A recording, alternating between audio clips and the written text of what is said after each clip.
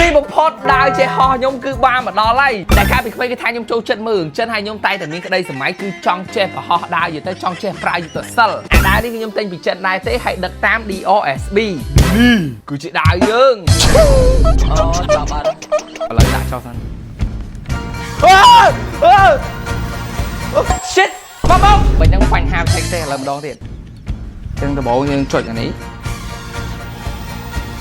ជុំនេះសិអូ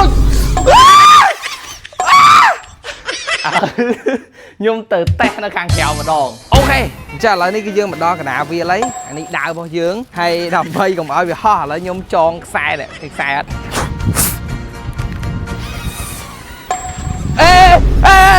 ចោះក្រុមអូ what the freak តែខ្សែអើយមកវាហោះស្មារតីនេះគិតវិញ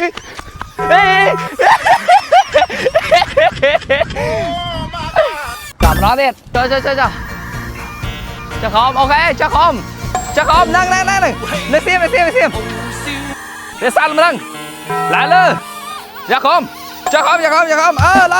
នេះពេលនេះគឺថាការបញ្ចេញយុទ្ធសាស្ត្ររបស់ខ្ញុំគឺបានបញ្ចប់ហើយបងប្អូនប្រកាសជាឆ្ងល់ហើយថាធ្វើម៉េចទើបអាចទិញដាវនឹងពីចិនមកបានតែខ្ញុំបានទិញដាវហោះមួយនេះដែលប្រើសេវាកម្មរបស់ DOSB ដែលដើម្បីទិញអីវ៉ាន់វិញគឺងាយស្រួលផងដែរគឺគ្រាន់តែបងប្អូន scan នៅផលិតផលដែលបងប្អូនចង់ទិញហើយវានឹងលោតជូនបងប្អូនតែម្ដងហើយដែលកាន់តែពិសេសគឺថា DOSB គឺជាក្រុមហ៊ុនរបស់ខ្មែរនិងមានឃ្លាំងដោយផ្ទាល់នៅប្រទេសចិនដែលគ្រាន់តែមាន app DOSB មួយគឺបងប្អូនអាចទិញទំនិញបានរហូតដល់60លានមុខឯណោះសំខាន់តម្លៃដឹកជញ្ជូនគឺក្រោមទីផ្សារចាប់ពី 2000 រៀលហើយគេក៏ free ដឹកជញ្ជូនទៅដល់ផ្ទះផងដែរលក្ខណៈពិសេសមួយទៀតបន្ថែមទំនិញរបស់បងប្អូនបែកបាក់ខុសពណ៌ខុសទំហំខុសសាយគឺក្រុមហ៊ុននឹងធានាដូរជូនវិញ